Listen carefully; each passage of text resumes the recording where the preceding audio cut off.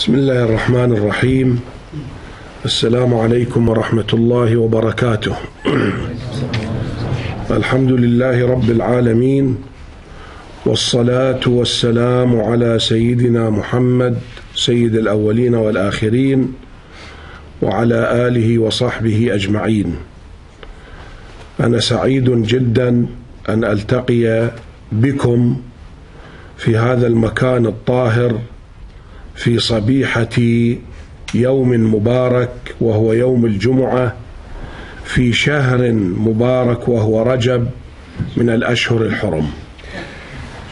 Уважаемые братья и сестры, я очень счастлив встретиться с вами в этот прекрасный день, благословенной пятница, в этом пречистом месте, мечети, в этот запретный священный месяц Раджаб. والذي يجمعنا هو أخوة الدين والإسلام، لأن الله قال إنما المؤمنون إخوة. И то, что нас собрало и объединило здесь, это, конечно же, религиозное братство, потому что в Коране Всевышний Аллах сказал: «Воистину все верующие люди братья». ولما قال أخوة في الدين وأيضا أخوة في النسب لأننا من نفس واحدة وهو أبونا آدم عليه السلام.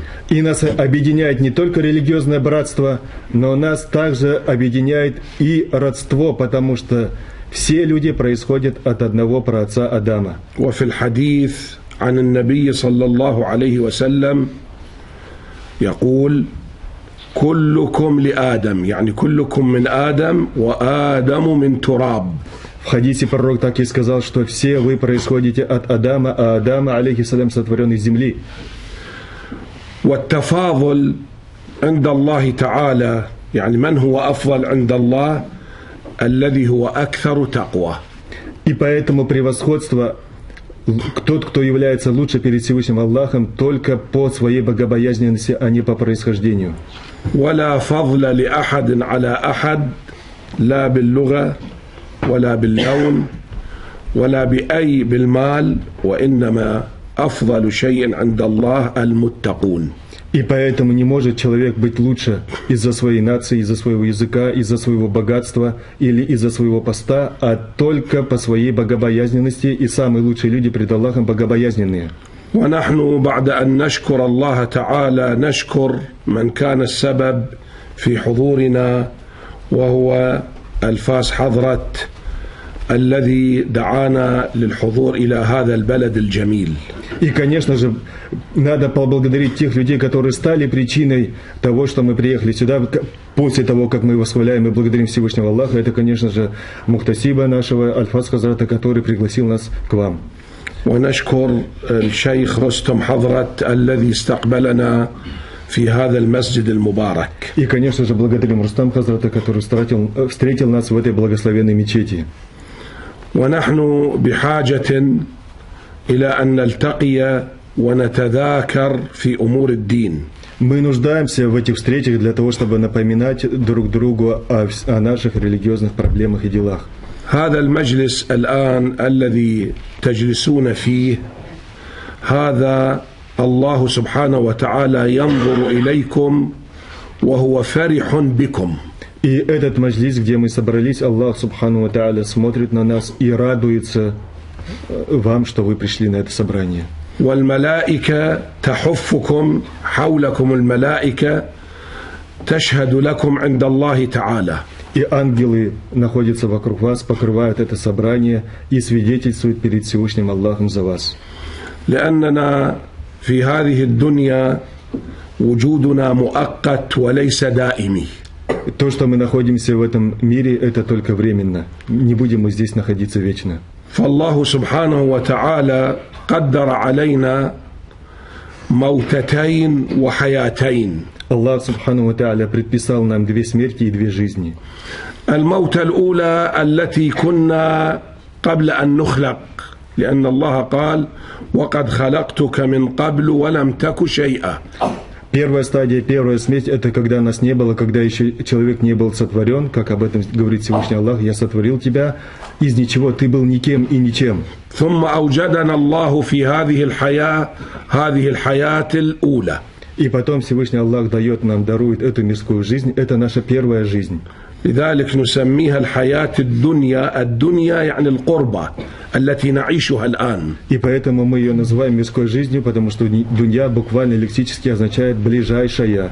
وبقي أمامنا موت واحدة وحياة واحدة. И поэтому у нас остаются две стадии. Это еще одна смерть и еще одна жизнь. الموت التي ننتظرها هو انتهاء آجالنا والانتقال إلى الدار الآخرة. Ту смерть, которую мы ожидаем, вторую, это как раз окончание нашего мирского пути и переход в ахират. والحياة الثانية التي يخرجنا الله من القبور للحساب ثم إلى الجنة إن شاء الله للمتقين والنار للكافرين. Еще одна жизнь, это когда Всевышний Аллах нас выведет, воскрешит из наших могил, мы предстанем для суда, и для богобоязненных будет ожидать рай, а грешников ад. والله تعالى قدر علينا الآجال ونحن في بطون أمهاتنا في رحم الأم قدر متى يموت وبأي سبب يموت. Когда еще человек находится в утробе своей матери, уже Аллах предписывает ему, когда, в какой срок и по какой причине он покинет этот мир. فكلنا محكوم علينا بالموت ولكننا نجهل ساعة التنفيذ. Каждый из нас умрет, это несомненно, но когда это произойдет, никто из нас этого не знает. فإذا جاء الموت فهنا لا ينفع العمل وإنما سينتقل إلى الحساب. И когда уже приходит смерть, уже человек не будет способен совершать никаких деяний, он уже отправляется на свой суд. لماذا أخفى الله الأجل لا ندري متى نموت؟ Почему же Аллах скрыл от нас это сведение? Почему мы не знаем, когда мы покинем этот мир? حتى نكون دائما متهيئين ومستعدين للقاء هذا الانتقال من الدنيا إلى الآخرة. Это сделано для того, чтобы человек всегда был готов к этому смертному часу, для того, чтобы покинуть этот мир и отправиться в ахират. لأن الإنسان إذا عرف متى يموت يمكن أن يعمل ما يريد من الفساد إلى قبل أن يموت بيوم أو يومين فيتوب ويريد أن يكون خاتمته حسنة وهذا لا ينفع. Потому что если бы человек знал конец своей жизни, он бы всю жизнь грешил, и за день, за два делал бы тауба, делал бы какие бы добрые дела, и отправлялся, представал перед Аллахом безгрешным. وهناك أمور كثيرة أخفاها الله تعالى ليس فقط الأجل. أخفى الله أمورا كثيرة حتى نجتهد في الحصول عليها. Не только смерть скрыл от нас Всевышний Аллах, но и многие другие дела, деяния для того, чтобы мы старались приобрести и заработать их. مثلا نحن الآن في يوم الجمعة أخبرنا النبي صلى الله عليه وسلم أن فيها ساعة لا يرد فيها الدعاء. يعني المسلم إذا دعا الله تعالى فيها فيستجيب الله له فورا. Даже вот сегодня, в пятничный день, как сообщил нам пророк, алейхиссалату вассалям, что есть час, в который будет обязательно принята мольба верующего человека. Но когда именно этот час, неизвестно, для того, чтобы всю пятницу человек провел в поклонении. لكن هذه الساعة مجهولة. منهم من قال قبل صلاة الجمعة ومنهم من قال بعد صلاة الجمعة وأكثر الأقوال من العصر إلى غروب الشمس. И так как неизвестно это время, некоторые ученые говорят, что это время этого часа наступает до пятничного намаза, другие говорят, что после пятничного намаза, третьи считают, что после аср намаза.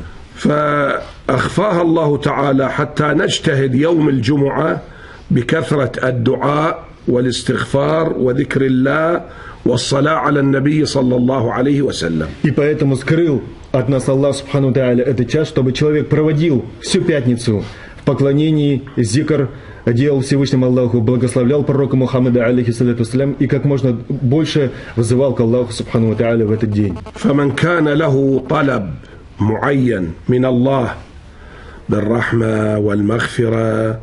بالنسبة للشباب أيضا ينالون العلم، ينالون الزواج، الزوجة الصالحة، فيدعون الله من العصر إلى المغرب لأن الساعة فيها لا يرد فيها الدعاء. И поэтому, если у человека есть какая-либо проблема, просьба, нужда, с которой он обращается ко Всевышнему Аллаху, или как у студентов, которые ищут себе достойных жен, то, конечно же, если они будут после аср намаза до махриба делать дуа, обращаться к Всевышнему Аллаху, то Аллах, несомненно, ответит на эту мольбу.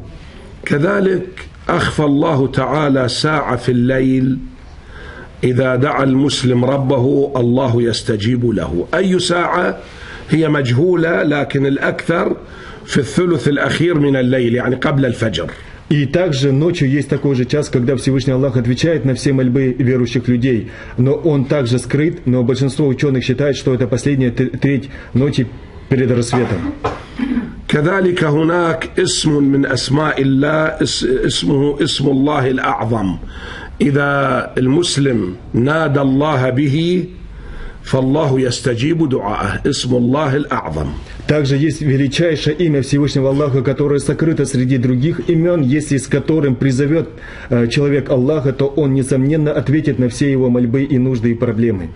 لكن أي اسم ليس هناك دليل قاطع على تعيينه. И также нет определенного указания, что именно это имя Аллаха или какое-либо другое является этим величайшим его именем. لأن الله له 99 اسما، يعني 100 إلا واحد، فكلها من أسماء الله، هي بينها اسم الله الأعظم. لماذا أخفاه الله؟ حتى ندعو الله بكل أسمائه الحسنى.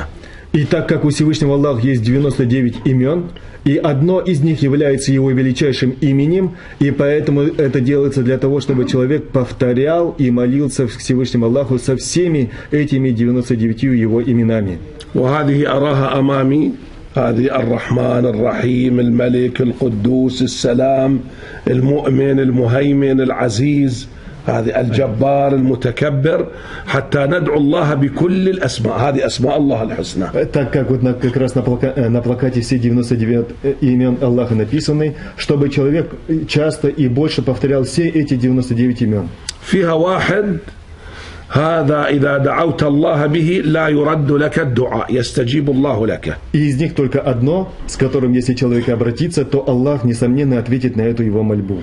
فنرجع إلى موضوع الأجل. إذا حان أجل الإنسان الله تبارك وتعالى يبعث ملكا يسمى ملك الموت. Когда наступает смертный час человека, Аллах отправляет ангела, который называется ангелом смерти. ويأمره بأن يسحب روح الإنسان ابتداء من رجله إلى ركبته إلى بطنه إلى هنا. И Аллах дает приказ этому ангелу, чтобы он вынимал душу человека, начиная с ног, потом до колен, потом до живота, потом до груди и до горла. إذا وصلت الروح إلى هنا إلى النفس، الله تعالى يضع أمام الإنسان مكانه في الجنة ومكانه في النار. И когда душа человека доходит уже до его горла, Аллах Субхану ва Тааля показывает ему место, которое ему уготовано в аду и которое уготовано ему в раю. فإذا كان الميت من الصالحين الله يقول له كان لك مكان في النار لكنك صالح فهذا مكانك في الجنة فيفرح. И если человек был праведным, Аллах ему говорит, это то место, в которое ты бы попал в аду, но так как ты был праведным, это место, которое уготовано для тебя в раю. ولذلك بعض الصالحين لما يموت يبتسم فرحا لأنه يرى مكانه في الجنة. И поэтому, когда мы видим, когда некоторые праведные люди умирают, что они улыбаются, потому что в этот момент они видят свое райское место. لكن إذا كان فاسقا كافرا عاصيا الله يقول له هذا مكان في الجنة وهذا مكان في النار لكنك هذا المكان لك في النار لأنك من العاصين الفاسقين. И также, если человек был грешным, неправедным и неверующим во Всевышнего Аллаха, Аллах показывает ему райское место и говорит ему, это то место, которого ты лишился, и показывает ему адское место, а это то место, где ты будешь находиться.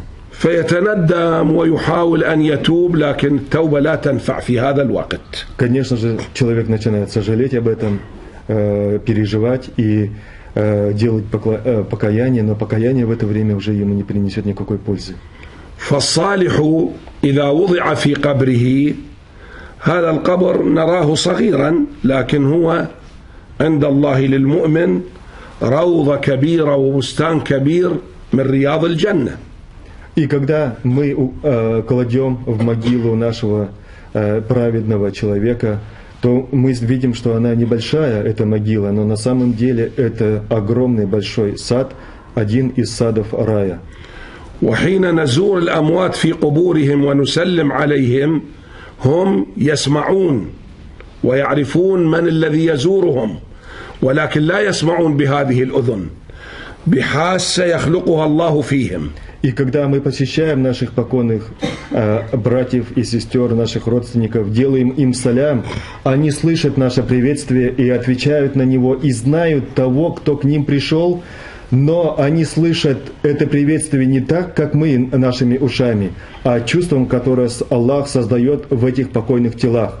لذلك أمرنا الله تعالى أن ندعو ونستغفر للميت لأنه يفرح ويرتاح. И поэтому Аллах велел нам молиться и просить прощения за покойного, потому что этому он радуется. وأمرنا النبي صلى الله عليه وسلم أن نزور المقابر حتى نتذكر الآخرة ونتذكر أننا سنكون مثل ما كان هؤلاء في قبورهم. И поэтому пророк, алейхиссалату вассалям, велел нам посещать могилы, чтобы они напоминали нам о нашей кончине, и что мы тоже будем находиться в таком же состоянии и положении. فأنتم إن شاء الله على خير كثير. Вы находитесь в огромном благе. ما جئتم إلى هذا المكان لا لتجارة ولا لطعام ولا لأي شيء إنما جئتم لتؤدوا العبادة لله وهذا بشارة لكم من الله. Потому что вы пришли сюда не из-за каких-то торговых дел мирских или чтобы покушать, а вы пришли сюда ради поклонения Всевышнему Аллаху, и поэтому это беспроигрышная торговля, беспроигрышный бизнес. والمرأة الصالحة لها دور ومنزلة عظيمة عند الله تعالى. Праведная женщина имеет огромную роль перед Всевышним Аллахом. فأزواج النبي صلى الله عليه وسلم والصحابيات من نساء المؤمنين كنا يقرأن القرآن ويأخذن الفقه والعلم من رسول الله صلى الله عليه وسلم. Жены пророка, алейхиссалату вассалям, матеря правоверных, которые являлись сподвижницами нашего пророка, читали Коран и брали знания от самого пророка. ودور المرأة في هذه الحياة دور كبير إذا هي أصلحت زوجها وأولادها فيكونون لهم صدقة جارية. И у женщины в этом мире огромная роль. Если она помогает, поддерживает своего мужа, воспитывает своих детей, то это будет для нее садака джария, вечная садака. لذلك نأمل منكم رجالا ونساء أن تحثوا الشباب من البنين والبنات على أن يتقوا الله تعالى ويعبدوا الله ويترددوا إلى المساجد. И мы надеемся, что и мужчины, и женщины будут призывать, наставлять молодых людей, и девушек, и парней, чтобы они были богобоязненными, чтобы они поклонялись Всевышнему Аллаху, чтобы они посещали мечети. لأنكم حين تأتون للمساجد هذا شيء جيد لكن أيضا هناك عليكم مسؤوليات أن توجهوا أبناءكم وبناتكم إلى هذا الذي تفعلونه. И, конечно, то, что вы сами приходите в мечеть, это очень важно и хорошо, но также вы должны наставлять своих детей и внуков, чтобы они тоже посещали мечети. لأن الله خاطب المؤمنين والمؤمنات وقال لهم خذوا بيد أبنائكم وبناتكم حتى تبعدوهم عن النار وتدخلوهم إلى الجنة. И Всевышний Аллах так и обращается к людям, и к мужчинам, и женщинам, чтобы они брали своих детей, свое потомство за руки и отдаляли их, спасали от адского огня. فكما أمر الله الأبناء والبنات ببر الوالدين أيضا أمر الوالدين برعاية وتأديب وتعليم الأبناء والبنات. Как Всевышний Аллах предписывает детям с почетом относиться к родителям, так и Аллах предписывает родителям, чтобы они воспитывали и обучали свое потомство. فأنا أدعو الله تبارك وتعالى أن يوفقكم لكل خير وأن يجعل أعمالكم نورا يوم القيامة في قبوركم إن شاء الله وفي الجنة تدخلون إن شاء الله. И я молю Всевышнего Аллаха, чтобы Он вам помог и облегчил во всех ваших добрых деяниях и пожеланиях, чтобы ваши все деяния стали нуром, светом в судный день, и чтобы вы все вошли в рай, иншаллах. إذا كان أحد عنده سؤال يعني يسأل أو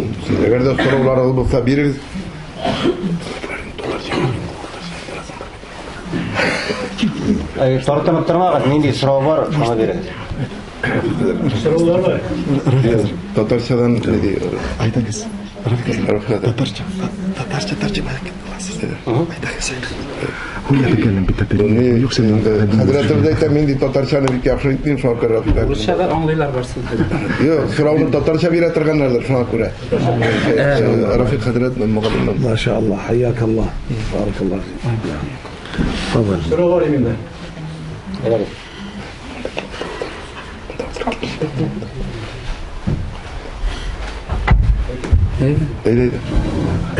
Сәхәр вакыты турында сораулар бар. Берничә сорау килеп чыга. Шул бер сораудан сәхәр вакыты бездә элек һәр вакыт кояш чыкканнан 2 сәгать алда ашап бетергән дигән. Хәзерге вакытта менә хәзер 3 көн тотап 20-22-се кояш чыгарга 3 сәгатьтә 20 минут кала сәхәр ашап бетергән дигән. Каян килеп чыккан бу? Бер вопрос. Аннан шуша бәйләнәбез ниятебездә. Ниятта без ниятебез уразаны ниятебез таң вакытыннан кояш батканчы дип әйтелә. Хәзер белән ничә итеп ниятләргә кирәк? Икенче сорау шул элекке тоткан уразалар безнең хәзер юкка чыгар шулай баш. Без бит сәхәрне алабрак ашаган килеп чыгарыз. Юкка чыгам шулай бер мәсьәлә. Безнең 4нче сорау инде соңгысы сорау Гарәбстанда үзгәртелә менә бу шушы сәхәр вакытлары. Безнең хәзер майда үзгәртергән тиеш дип әйтелә хәзер. Үзгәртелә монда юк. Менә шу 4 сорауга җавап кирәк.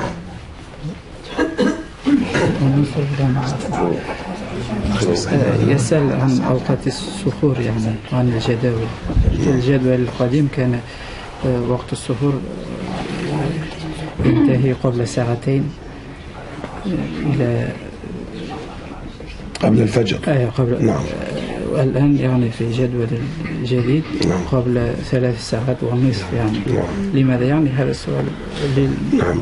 النبي صلى الله عليه وسلم أمر الأمة أن تسرع في الفطور، يعني عند مغيب الشمس لا تؤخر، افطر ولو على تمرات، تعجيل الفطور. Peygamber sallallahu aleyhi ve sellem iftarını aşıktırığa kuşkan indi. Vakıtı kırı bilen iftar kılırğa kuşkan. Yani إذا أخره يكون مكروه. Eğer sonra kaldırsa iftarını makruh bular. وأمرنا أن نؤخر السحور إلى قبيل الفجر. Hem buyurdu seherini sonra kaldırığa tam vakıtı bilinir aldına. لأن الله في القرآن قال وكلوا واشربوا حتى يتبين لكم الخيط الأبيض من الخيط الأسود. الخيط الأسود الليل، الخيط الأبيض الفجر، فنأكل إلى قبيل الفجر ممكن 10 دقائق. Kur'an'da aytilgan şey Allah Teala indi vaq jibni qora jibdan ayırgan şagahatli qaldırığız suhurnu dedi. Yani tün bitip tong bilingan şagahatli. يعني ممكن الآن مثلا الفجر يدخل كما رأيت في الورقة 2:02 أنت تأكل إلى 2:20 دقيقة. Kalendarda hazırgıça kurulgan şeyinde 2:30 şamasında sahar vakti tamamlana. Şuna göre ertängi namaz vakti kira. Şuna göre 2:20'ga hatlı saharni tamamlarga kerakdi. هذا في حديث صحيح أنه سنة نؤخر السحور. Dürüst sahih hadisdagilar suhurni so'nga qoldiruv turunda, so'nga qoldirga kerakdi. أما السحور قبل ساعة أو ساعة ونصف لا، هذا مكروه. مكروه يتسحرون بسرعة. Taң bilingancha saat yarımga 2 saat erterak oşav ansı makruh. ممكن قبل أذان الفجر. Oşav. Siz de oturasınız. İkinci soru neydi? İkinci soru niyet meselesinde şu yerlerde şuna cevap verdiniz. Şunu önde. Niyet meselesinde. Üçüncü soru. Şu elekşen niyet değil. Şurayı bitirin. Tam vaktinden kıyaslatmaçlık niyet değil. Yani niye yani? Arabistan'da vakit üzgaren mi? Mesela bizde Mayda üzgerler. هل يتغير وقت السحور يعني في الجنوب يعني في نعم يتغير بتغير الفجر. لكن عندنا يعني في بداية ماي يصبح يعني قبل ساعتين قبل خروج لا قبل خروج الشمس يعني. لا احنا لا نتكلم عن خروج الشمس، نحن نقول متى ما ثبت وقت الفجر فتمسك عن الطعام والشراب قبل الفجر ب10 دقائق يكفي. يعني عندنا في الصيف يعني نعم يتغير لا بالصيف. يكون الليل يعني لا يغيب الشفق. نعم. يسأل عن هذا يعني في بداية مايو يعني الآن مثلا 3 ساعات ونصف كذا ثم في بداية مايو يصبح يعني ساعة ونصف يعني يقدرون فقط ساعة ونصف قبل خروج الشمس ينتهي وقت السحور. خلاص ممكن. Yarı idi ruhsat etiladi. Şulay yarı ruhsat etiladi çünkü tün vaqti bulmay bizler. Bir vaqtda gina bor. Taqdir qilwayı. Yani taqdirul vaqt عندما نعم يغيب وقت الليل. يعني أو إذا ممكن على أقرب مكان فيه الفجر يعني. Yoki endi o'sha eng yaqin vaqtga endi tong bilinuga eng yaqin vaqtga mana shu moy kirgancha endi shunday vaqtga yoki o'sha taqdir qilib yaraydi. Biz elekşamızın olayım. Elekşamız niyetler var. Sahar başarılar var. Nişi grafik belirlen şunlar. Bu grafik bu inşaat düğünü şey olay basın. جرافيك وين أنتم عندكم ناس يفهمون في الفلك؟ يعني عندنا غيروا. شوي دي بعمل تبيتين. احنا لا نتكلم عن جوال، احنا نريد الفجر. هناك علماء بالفلك أيوة يفهمون متى يخرج الفجر. يفهمون خلاص قبل الفجر ب10 دقائق يكفي. Astronomlar deydi, nechik belgilaganlar tong vaqtini shuning bo'yicha deydi. Bizning yangi jadval endi shuning bo'yicha tuzilgan. Tong bilingan vaqt astronomlar nechaga aytadi, shuning bo'yicha tutarga kerak. Ol men o'ylab so'raganda tugul Ustam Hazrat Evet iştirak tecrübeli Allah'ın tanrısı. Yok şurayı da bekle bilmiyorum şurayı. İştirak tecrübeli tanrısı oturasın. بتقدير ليس لا عن الفجر.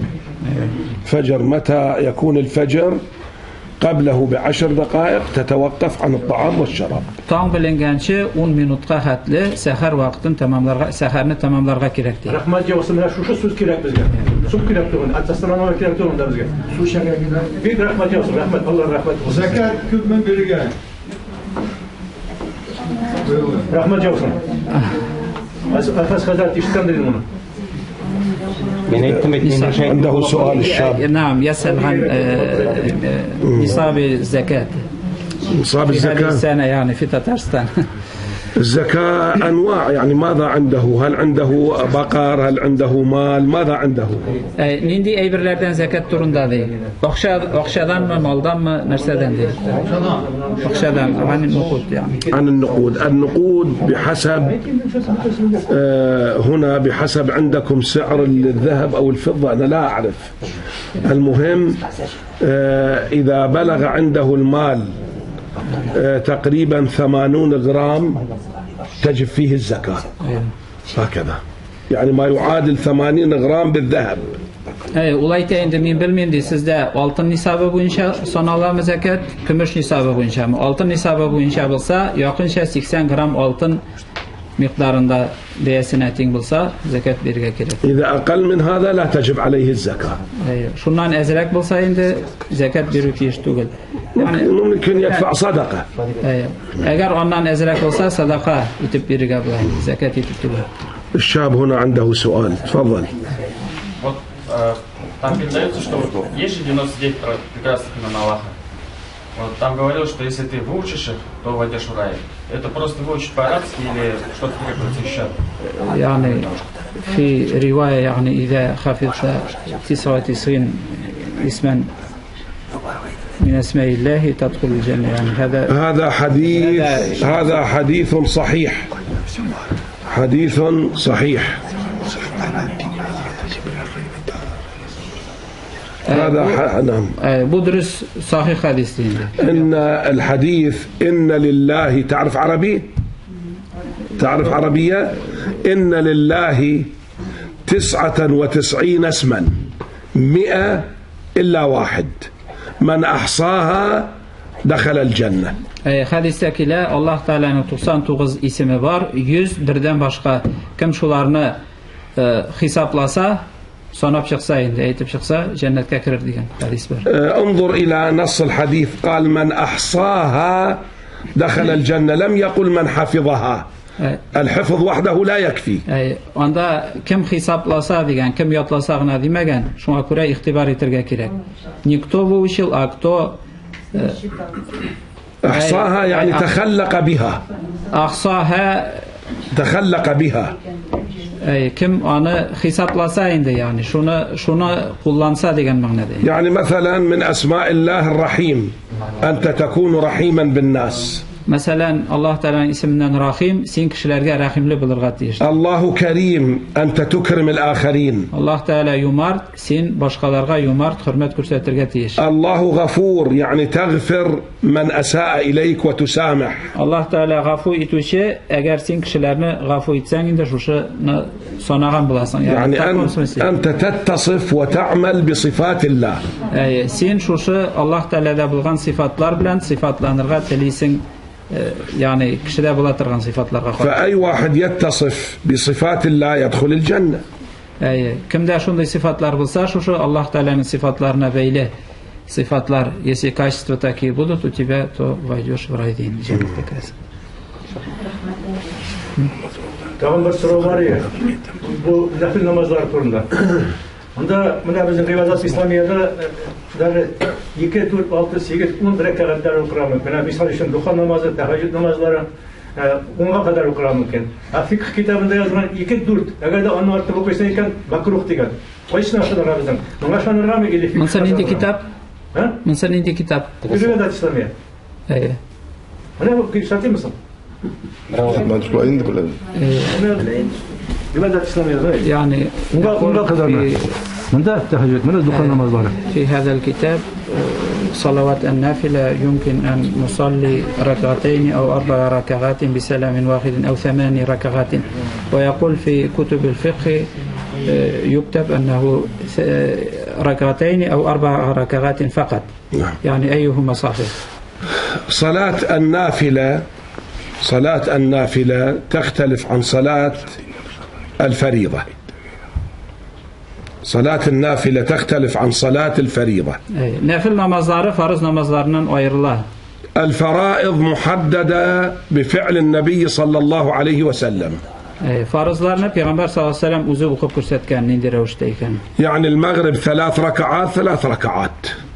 Mesela akşam namazı 3 rekat, şulay 3 rekatını oku. فرض الصبح ركعتان لا يجوز أن نغير.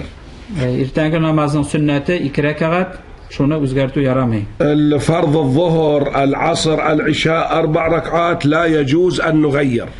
İlə ikindi yəstü namazları 4 rekat, onların özgərtü yaramay. أما النوافل فيجوز لنا أن نصلي ركعتين ويجوز 4 لأنه كله فعله النبي صلى الله عليه وسلم. أما نافل namazların 2 rekat itib oqırğa bula, yoki 4 rekat itib oqırğa bula. Çünki Peygamber sallallahu aleyhi ve sellem olay da bulay da oqıgandı. والنبي صلى الله عليه وسلم حين يفعل الأمرين حتى يوسع على الأمة والأمة لا تكون في حرج. Peygamber sallallahu aleyhi ve sellem şulay oqıgan ikən, ol indi kişilərə jеңеләйтер üçün şulay oqıgan, yani jеңел bulsun üçün tügüley də oqırğa bula, bulay da oqırğa. ممكن أنت مشغول وتريد أن تصلي الضحى، الوقت لا يسمح لك، تصلي ركعتين وتذهب. Mesela senin vakıtın kısıktı. Duha namazını okurga teliysen, o vakitte 2 rekat kına okuyorsun da işine gidesin. لكن إذا أنت عندك وقت وليس عندك عمل ممكن تصلي الأربعة متوالية. Eğer senin indi vakıtın erken bulsa, aşıkmasan, o vakitte 4 rekat bir yolu okurga bular. تصلي التهجد قبل الفجر أيضا ممكن ركعتين وممكن كل 4. Mesela teheccüd namazında indi 2 rekat etip ayrım okusan bula, eğer dilesen indi 4 rekatını bir yol okurga bula. يعني كله فعله النبي صلى الله عليه وسلم. Peygamber sallallahu aleyhi ve sellem tegiley de bulay da okugan. فقط الفريضة قال صلوا كما رأيتموني أصلي. Ama farz turunda aytgan indi nechik men o'qiyim, shulay etib gina o'qig'iz degan. Shunga ko'ra farz indi bir turligini. نعم. ومن هنا جاء اختلاف المذاهب. يعني مثلا عند الحنفية يصلي 4 عند الشافعية مثنى كله صحيح. Mezheplerde indi ayırmalıklar var. Mesela Şafii mezhebinde ikişer rekat etip gina okular. Nafil namazlar Hanefilerde mesela 4 rekat etip okular. İkisi de dürüst, koysalar da dürüst. Bunu etti bitindi. Ne bit 2'de 30'da. Yani عند جدول من طرف نظارة دينية. يعني النظارة الدينية كيف اعتمدت؟ لابد أن يكون عندكم من حسابات فلكية. متى يعينون الفجر يبقى الطعام والشراب مستمر إلى قبيل الفجر ب10 دقائق. من şu kalender boyunca aytayın من diniye nazaratının kalendarında astronomlar bilgen boyunca sahar vakti qo'yilgan. Mesela tong vaqti bilinuga qadar 10 minut ertaroq saharni bitirishga kerak deydi. لذلك أنا أفضل لا تضعوا هنا حقلا للسحور. لا. ضعوا فقط الفجر وقولوا ملاحظة الإمساك عن الطعام والشراب قبل الفجر ب10 دقائق. لا تضعوا هذا.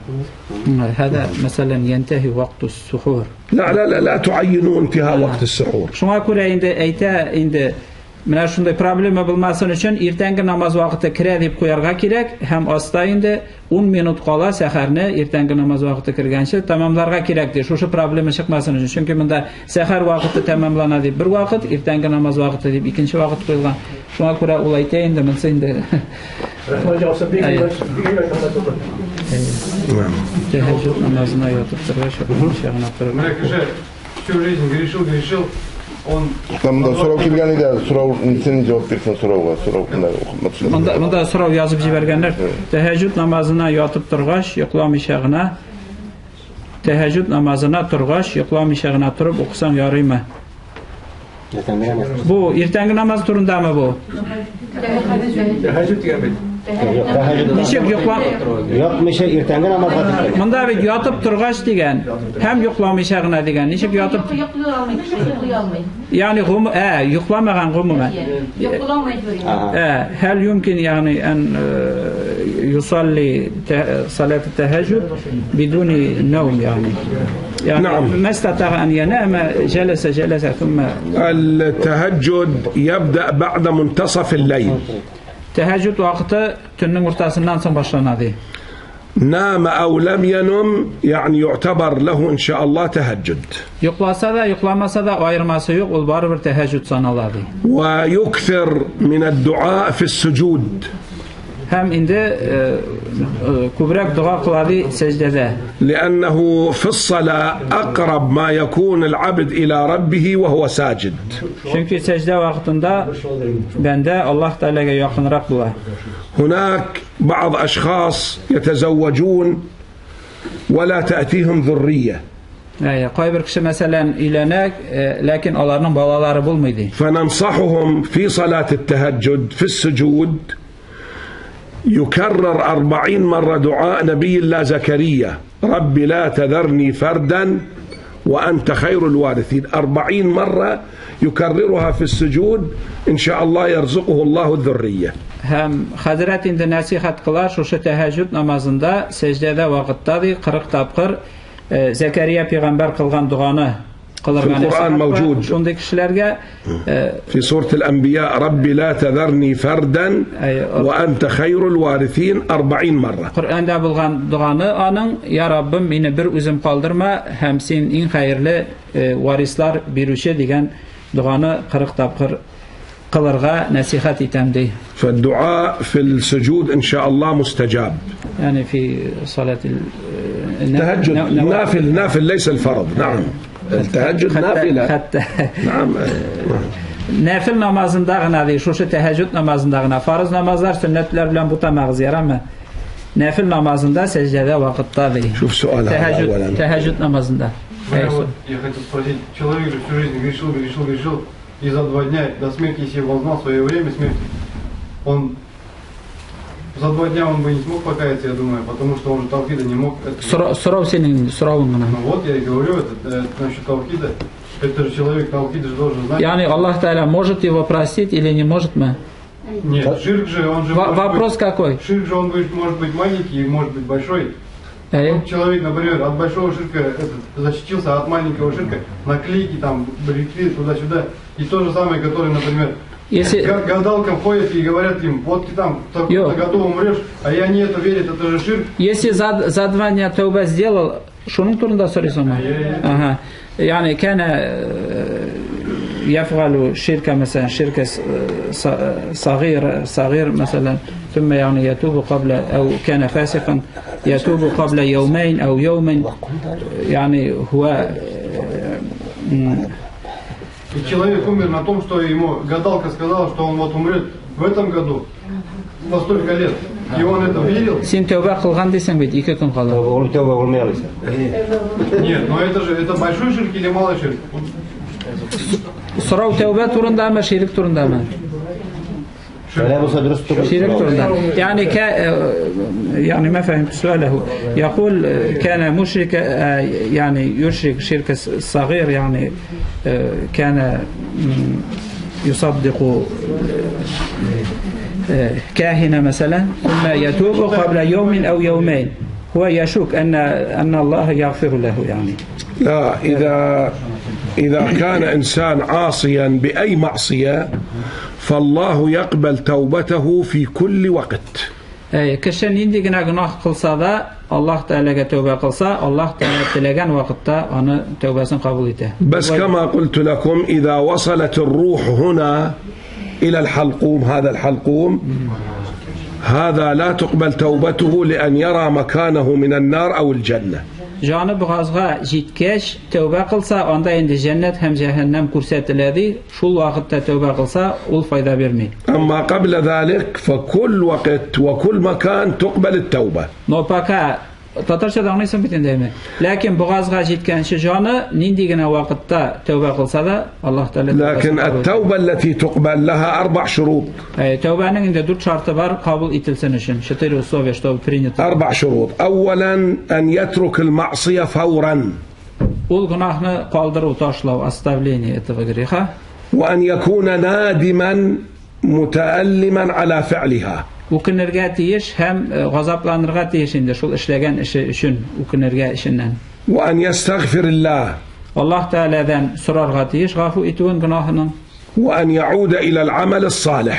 Һәм изге эшләргә кайтырга тиеш, изгелек эшләүгә кайтырга тиеш. يعني должен оставить грехи и делать благодеяния. يعني كان قبل التوبة لا يصلي بعد التوبة لابد أن يصلي. Если әгәр мәсәлән тәүбәгә хәтле намаз укымаган булса, тәүбә кылганнан соң намаз укырга тиеш. Әгәр укымаса инде тәүбәсе дөрес булмый. Ягъни шу قبل التوبة لا يصوم بعد التوبة لابد أن يصوم. Әгәр инде тәүбә кылганчага хәтле ураза тутмаган булса, тәүбә кылганнан соң уразасын тутарга тиеш. وإذا كان هناك حقوق للناس ممكن سرق من أحد أو غصب من أحد لابد أن يذهب ويطلب منه السماح. Әгәр кеше хукукларын бузган булса, үзенә тиешле түгел әйберне алган булса, талаган булса, тәүбә кылганнан соң ул әйберләрне должен возвратить, кайтарырга тиеш. لأن الذنوب المتعلقة بالناس لا يغفرها الله إلا أن يسامح الناس. Чөнки кешеләргә бәйле гынахларны Аллаһ Тәгалә гафу итә, теге рәнҗетелгән кеше гафу иткәннән соң гына. سؤال يعني هل يجوز للمرأة أن تذبح دجاجة إذا إن لم يوجد الرجال يعني بالقرب؟ ترجم لهم السؤال حتى يفهمون. خاطن قزغا تاوق سويرغا ياريمة تيريا يندا مسلمان إيراد بالمسا يعني إذا لم يوجد المسلمين يعني الرجال. أي مسلم وأي مسلمة من حقه أن يذبح الذبيحة، المرأة والرجل. نينديغنا مسلمان بالماسن إركشة بالصدا خاطن قز بالصدا مال شالو ياري رخصتي تلا ألرغا. والذبيحة حلال لا فرق بين ذبح الرجل وذبح المرأة. غير ما إركشة سويسادا خاطن قز سويسادا والخلال بلا. لكن الناس تعودوا أن الرجل يذبح لأن جسم الرجل أقوى. لكن عند إركشة غادة شالاينده شنكي إركشة كشرك قواتلرك. لكن ذبيحة المسلمة وذبيحة المسلم كله حلال يؤكل لا شيء فيه. إركشة شالسادا خاطن قز مسلمان شالسادا والخلال بلا أنا أشاو ياري. يعني يقول نحن يعني عشنا في الشيوعية وما صلينا يعني ما صمنا كيف نستغفر للسنوات الماضية التي لم نصلي يعني فيها، يعني لا نستطيع أن نقضي كل الصلوات الماضية. ترجم لهم السؤال. أي من دا عند سراو كلا نمازsız duasız di Sovet zamanında yaşadık. Onlar üçün neşe gitip gafur sorarga qaza qılıp bitirlik tugul ol namazlar hem urazalar deyim. هذا سؤال مهم جدا سأجيبكم بتفصيل إن شاء الله. Bu soru büyük mühim hem inde tafsiller cevap veremdi. إذا كان الإنسان في الأصل كافر يعني ليس بمسلم ويأتي ويدخل الإسلام لا نطالبه بالقضاء لأن الإسلام يمسح ما قبله. Eğer kişi indi kafir bulgan bulsa umumen ona şartlı yani Müslüman bulmasa o vakitte indi onun yani bir nerse de tiyiştugul andı kişi çünkü Allah Teala gafu ite İslam dinine hatta bulgan bütün günahlarına. فإذا أسلم وهو كان كافرا نقول له من الآن ابدأ صلي وصوم وما فاتك أنت مسامح. Eğer indi kafir bulgan bulsa sonundan İslam dinini kabul etse İslam dinini kabul etkeş indi ol namaz okuy başlarga tiyiş, oruza tutarga tiyiş, elik bulgan bütün günahları indi gafu itile. لكن أنتم التتريون الحمد لله مسلمون. أكثرهم. لا كلهم. يعني كانوا يعني دهريين. لا يفهمون دهريين. الإنسان يكون مسلما بالتبعية. إذا أبوه وأمه مسلم من يولد هو مسلم بالتبعية لأبويه. لكن siz de indi Tatarlar bütünüzde tuğu boyunca yok deyinde Müslümanlar bulgansız. Ata babalarınızga yeri boyunca yok. Yani tebliğ edip atalayında yani tuğmuştan indi. Mine bu nindi Müslüman ediler hele. Etnisiz ki Müslüman bulgansız deyinde. فأي واحد مرت به فترة معينة لم يصلي ماذا يفعل؟ Eğer indi bir kişinin mesela namazları kalkan bulsa ol nişerge tiyişti. نقول له مثلا عمره 60 سنة. Eğer ona 60 yaş bulsa 15 سن الطفولة مسامح. 15 yaş indi bala çağı ansa indi gafu itile yani ansa namaz değiştiği indi. يعني 15 سنة من ولادته إلى 15 سنة هذا مسامح لأن دون سن البلوغ. Balik bulgan şağa hatlı bulgan namazlar neler onları sorulmayındı gafu itile. فيبدأ عليه الوجوب الصلاة بعد 15. 15 yaştan sonra indi ona namaz farz bula. فهنا يقدر كم سنة ترك الصلاة. Şuşundan sonala indi neçe yıl namazını kaldırgan. 60 bulsa 15 60 ve 15 yani 45. 45 لكن ربما صلى 20. Mesela 45 yıl lakin belki oldu küpmeder yılların namaz okugan indi mesela. فيبقى عليه 25 سنة مثلا. Mesela 25 yılı kalgandı mesela kalganlarını okugan. فشرعا وفي الفقه الذي عليه قضاء لأن هذا هو مسلم ولكن ترك الصلاة فعليه القضاء لأن النبي صلى الله عليه وسلم قال وما فاتكم فاقضوا. Шуңа күрә инде ул шушы калган намазларын каза кылырга тиеш, чөнки Пәйгамбәр саллаллаху алейхи ва саллям әйткән, калган кемнең намазлары калса, аны каза кылыгыз дигән. أول خطوة يترك النوافل القبلية والبعدية. Иң беренче инде мондый кеше нишләргә тиеш? Нәфил намазларын калдырырга тиеш. Нәфил намазларын калдыра, укымый. فقط لا يترك الوتر لأنه واجب. يعني السنن أيضا. نعم السنة القبلية والبعدية يتركها. حتى سنتلرني ده uku urununa da kaldıra da. وفقط لا يترك لا الوتر وتر namazın kaldırmay ولا سنة الصبح القبلية. أيوة hem irtəngi namazın 2 rəkat sünnətin qaldırı yaramaydı. Onların oxuy. والنوافل كلها يصلي مكانها قضاء. Əyə, qalğan sünnət namazları uğruna, yəki nəfil namazları uğruna, qalğan namazların qaza qıla. يعني مثلا سنة الظهر القبلية هو يصلي 4. أيوة. لا يصلي سنة الظهر القبلية 4. يصلي فرض الظهر 4 قضاء. Əyə, şuna görə məsələn, ilə aldından bilğan 4 rəkat sünnət uğruna, qazağa qalğan 4 rəkat ilə namazın qaza qılayındı. بعد فرض الظهر يصلي السنة البعدية لا يصلي 4 ركعات فرض الظهر قضاء. 4 rəkat iləni oxuğandan sonra 2 rəkat sünnətini oxumay, məsələn 4 rəkat qazağa qalğan ilə namazın qaza qıla. فإذا صلى مع كل وقتين قضاء لما تنتهي السنة يكون قد قضى سنتين. Şulay ettirib hər farz namazının aldından ardından birişər şul qaza namazın şuluq namazını qaza qılsa 1 yıldan soň ol indi 2 yıllıq namazın qaza qılğan bular.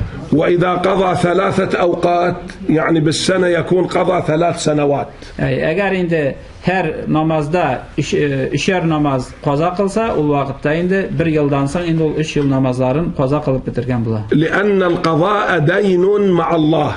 Çünki qaza ol Allah Teala qarşında bolğan buruş. يعني إذا أنت عندك دين لشخص 1000 روبل تسدد الدين أم تذهب تتبرع بها صدقة؟ لا تسدد الدين.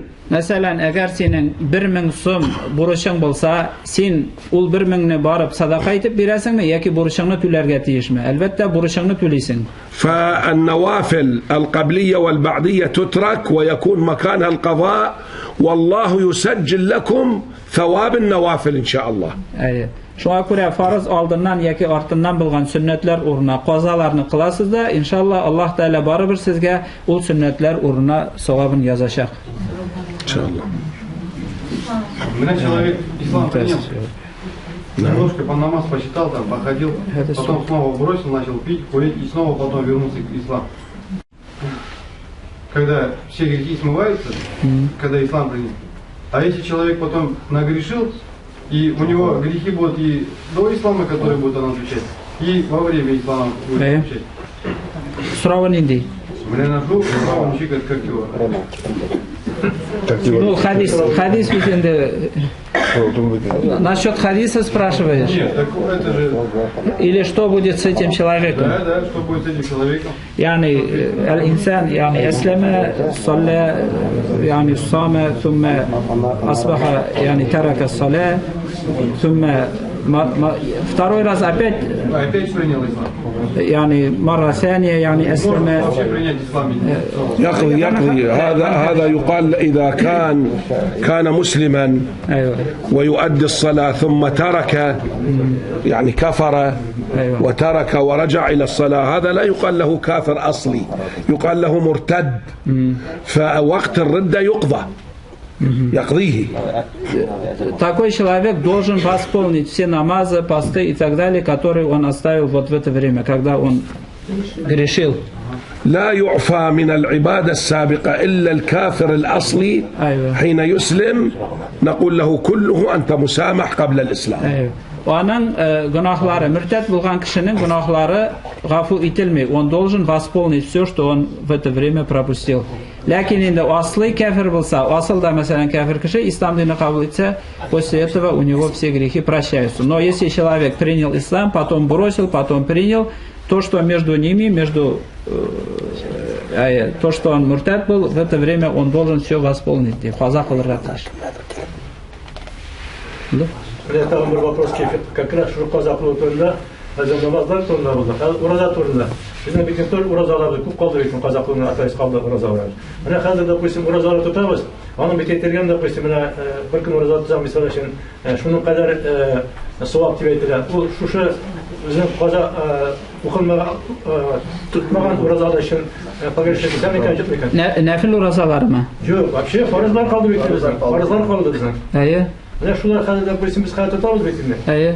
Менә бер көн ураза тотсам шуның кадәр савап дип әйтә. Шуның кадәр ураза тоткан кадәр савап дип әйтелә бит инде. Ан каза. Шул теге саваплар неге каза кылган уразаларга санала микән җитә микән?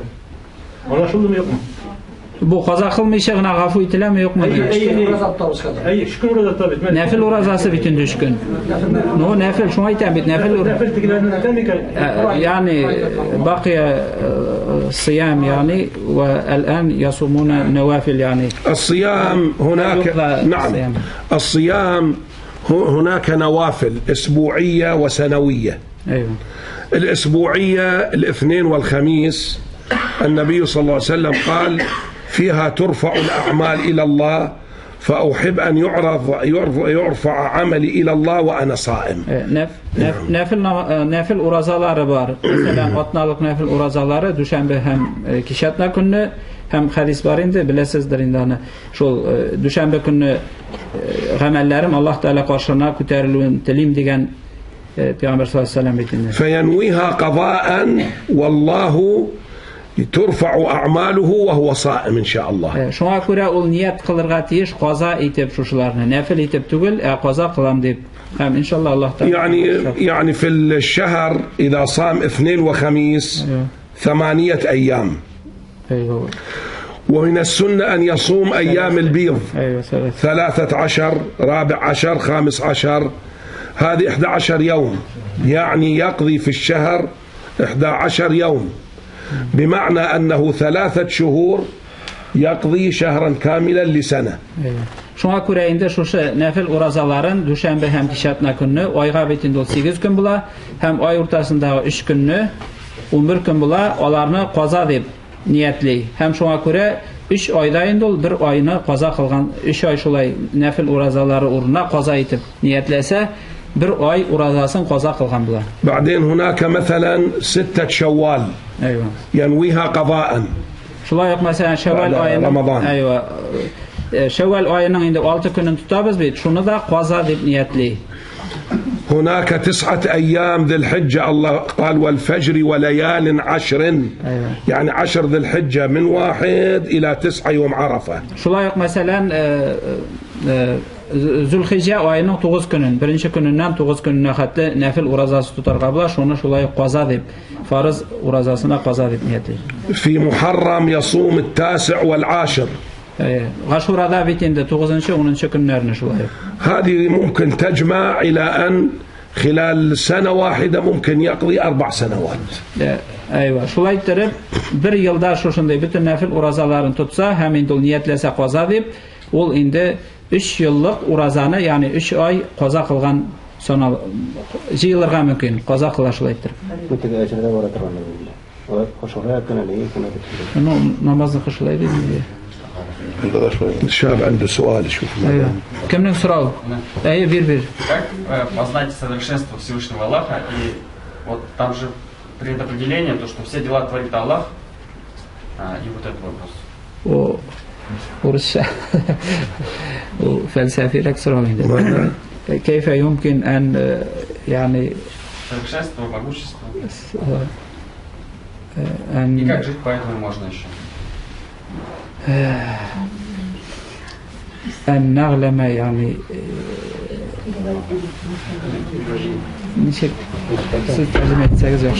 كيف تعرف قدرته تعالى سبحانه وكماله وكمال ذاته كيف تعرف وكيف نستمر حياتنا في هذا. الله تعالى نعرفه بمخلوقاته.